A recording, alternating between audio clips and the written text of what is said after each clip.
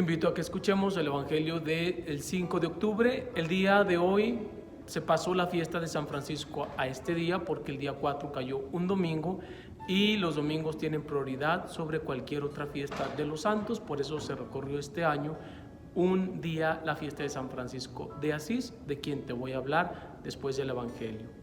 El Evangelio está tomado según San Mateo, capítulo 7, versos del 7 al 11. En aquel tiempo dijo Jesús a sus discípulos: pidan y se les dará, busquen y encontrarán, llamen y se les abrirá, porque todo el que pide recibe, quien busca encuentra, y al que llama se le abre. Si alguno de ustedes le pide su hijo pan, ¿acaso le darán una piedra? Y si le pide pescado, ¿le darán una serpiente? Pues si ustedes, aun siendo malos, saben dar cosas buenas a sus hijos, ¿cuánto más su Padre Celestial, que está en los cielos, les dará cosas buenas a quienes lo pidan? Palabra del Señor. Gloria a ti, Señor Jesús. San Francisco de Asís, sin duda alguna, es uno de los santos más conocidos, amados y venerados por nosotros los católicos, incluso por muchos que no son católicos. San Francisco nació bajo el nombre de Francesco en un poblado pequeño en Italia llamado precisamente Assisi, se dice en italiano. En español nosotros decimos Asís, pero en italiano se dice Assisi. Él nació bajo el techo de una familia rica, era de una de las familias más pudientes de Asís. Su vida de juventud fue una vida alejada de Dios. Era una vida de distracciones, una vida en la cual se inclinaba Francisco más por los juegos de su época para los jóvenes. En realidad, él llevó una vida lejos de Dios.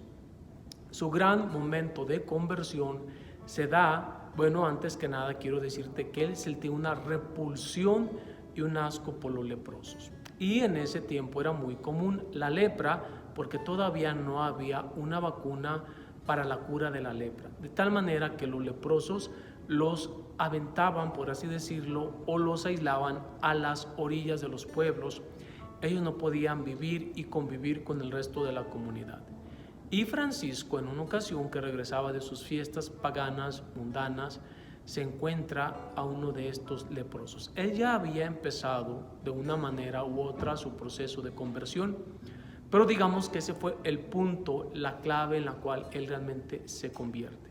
Te vuelvo a decir, él sentía un asco, una repulsión hacia los leprosos, y cuando ve a este leproso, al principio pues San Francisco le quiere huir, le quiere dar la vuelta, pero algo en él hace que se detenga y le besa las manos al leproso, lo atiende, lo cura y lo lleva a un lugar seguro. Algo muy importante en la vida de San Francisco es que en su tiempo había una iglesia muy antigua en ruinas, famosa iglesia de San Damiano, en la cual había un crucifijo que existe hoy en día. No sé si tú has visto el famoso Cristo de San Francisco. Él ya en su proceso de conversión entra a rezar a esta iglesia de San Damiano y ahí ve y escucha que el Cristo le habla y que le dice: Francisco, reconstruye mi iglesia. Te vuelvo a repetir, esta era una iglesia ya en ruinas, pero la voz de nuestro Señor Jesucristo no solamente se refería a esa iglesia en ruinas, a esa iglesia física en ruinas, sino también a la iglesia católica universal en general. Eran dos llamados a reconstruir la iglesia de su pueblo, pero sobre todo la iglesia católica, el cuerpo de Cristo. Y es ahí donde San Francisco tiene un cambio radical, tan así que él se despoja de todas sus pertenencias, su ropa, y se le entrega a su padre, Bernardo, un hombre millonario, y San Francisco siente esa completa libertad y él forma un grupo junto con otros amigos de él que lo siguen, y es donde inicia la famosa orden de los franciscanos que tú y yo conocemos, pues los franciscanos están presentes en prácticamente casi todo el mundo. San Francisco de Asís recibió los estigmas, es decir, las 5 llagas de nuestro Señor Jesucristo.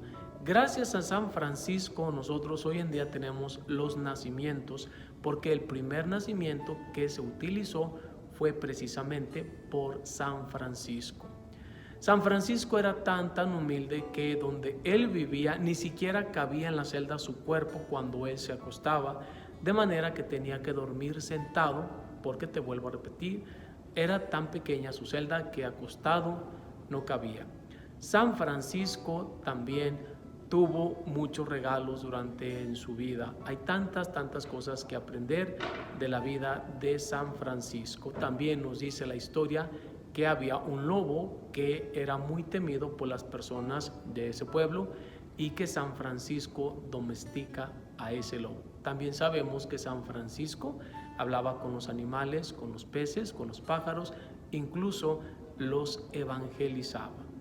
Te puedo decir yo, y no soy el único en decirte esto, que cuando vas a Assisi, este pueblo tan hermoso en las montañas en Italia, se siente una paz indescriptible. Quiero también decirte que San Francisco es el patrono de Colorado.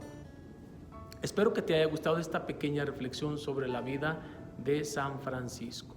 Déjame darte la bendición para ti y todos tus amigos y familiares y seres queridos. El Señor esté con ustedes. La bendición de Dios Todopoderoso, Padre, Hijo y Espíritu Santo, descienda y permanezca con cada uno de ustedes. Soy el Padre Miguel Ángel y te invito a que juntos permanezcamos en sintonía con Dios.